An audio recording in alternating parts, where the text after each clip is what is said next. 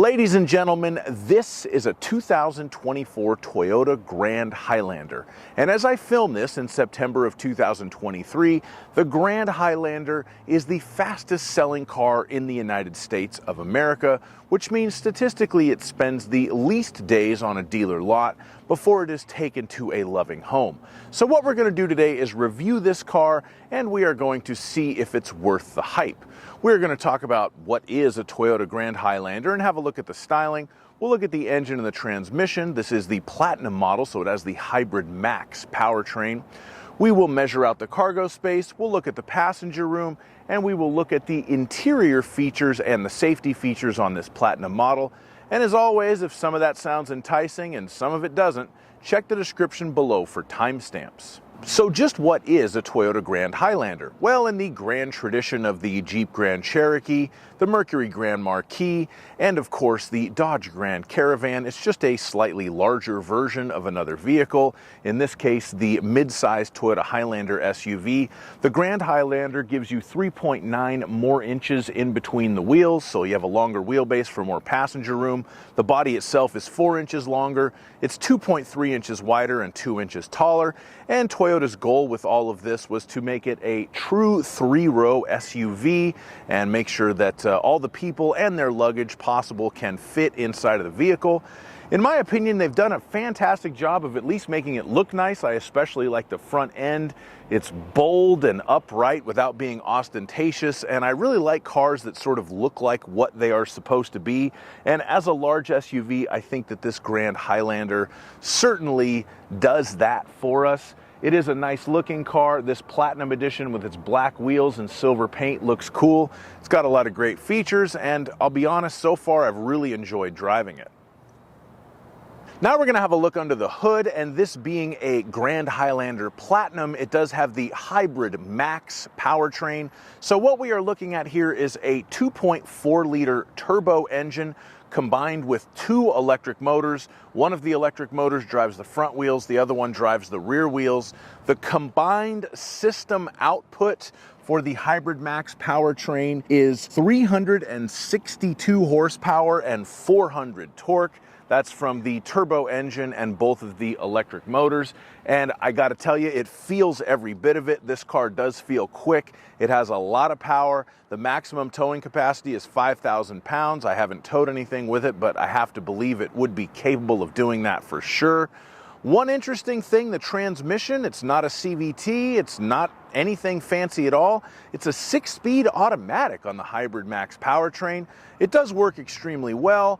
The shifts are smooth. It never feels like it's missing gears. There have been a few 6-speed cars that I've driven lately, 6-speed automatic cars, where I kind of feel the fact that it doesn't have an 8-speed or a 10-speed automatic, since modern automatic transmissions have so many gears. I don't have that complaint with the Hybrid Max powertrain. This is actually the second car that I've driven with this powertrain. I've also driven a 2023 Toyota Crown Platinum that had the same one. The Toyota Crown that I've drove, if you happen to have watched that review, I complained that there was a little bit of stuttering and hesitation, either coming to a stop or leaving from a stop.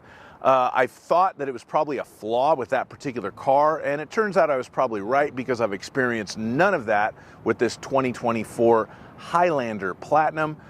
Car drives great. It's rated 26 miles per gallon in the city, 27 on the highway, and it did very well on my highway fuel economy test that I did last night. So very high marks for the powertrain in the Toyota Grand Highlander Platinum. All right, now we're going to measure out the cargo space, so we'll give a quick kick right there to open it up and do just that. The length of the rear cargo area to the bottom of the third row seat with the third row in place, 1 foot and 11 inches. The width of the rear cargo area, 4 feet and 4 inches. The length of the rear cargo area with the third row seat folded down is about 4 feet and 4 inches. It is possible to adjust that second row seat a little bit, so that could change slightly, but 4 feet 4 is a good measurement for that length right there. The height of the cargo area on the interior 2 feet and 10 inches. The width of the cargo area at the narrower point in between the third row seats, 3 feet and 10 inches. And the length of the cargo area with both the second and the third row seat folded down, right about 7 feet. Again, that could change slightly because that is the measurement to the back of the front seat, but 7 feet is a safe number there. And just for fun, let's see if we got anything under here. Not really. We have some tools. We have stowage for the tonneau cover. Where's the spare tire? Compact spare. Is there a spare tire under here?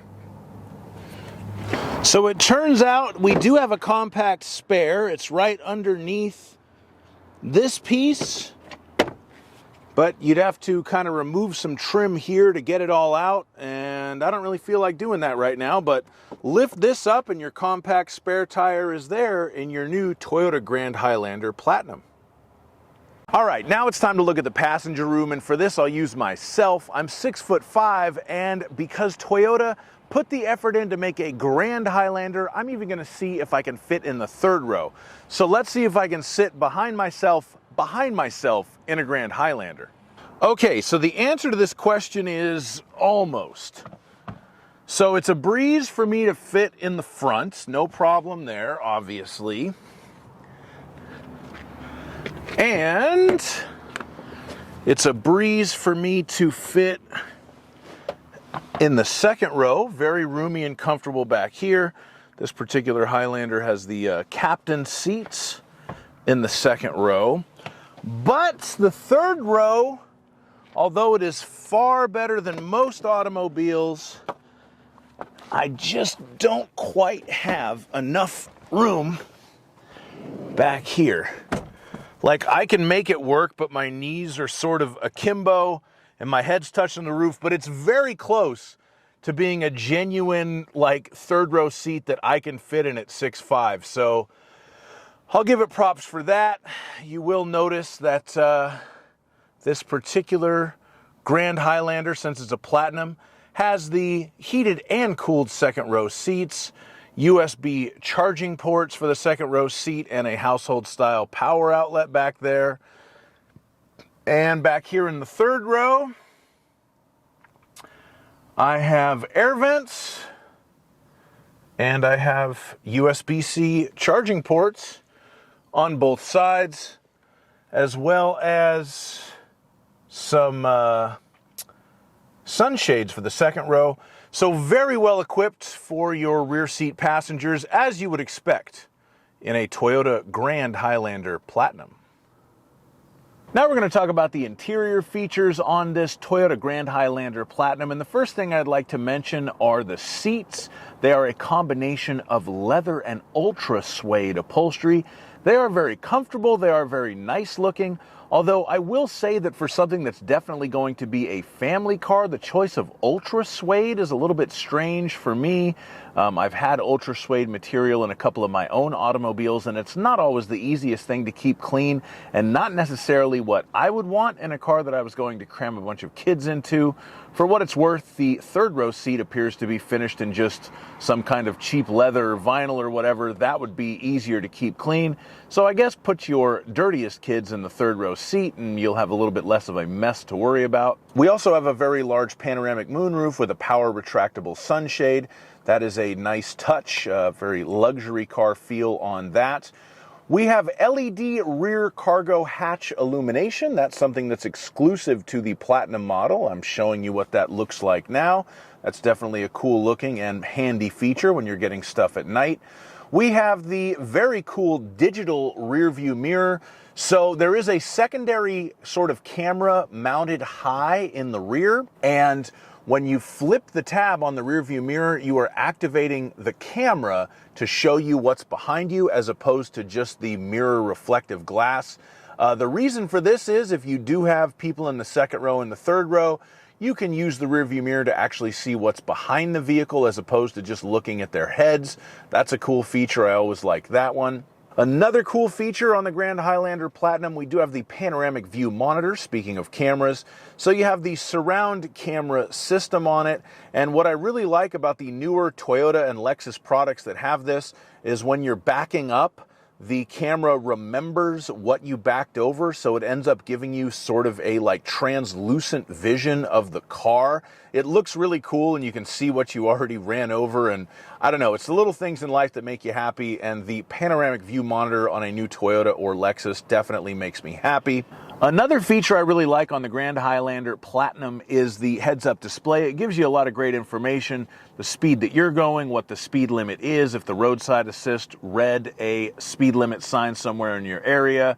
It gives you adaptive cruise control information, and it gives you navigation information, and it looks really nice. I don't know how well it's showing up on the camera right now, but I tried. And of course, this being a Grand Highlander Platinum, we have a lot of other niceties that at this point you would probably expect in a new car at this level.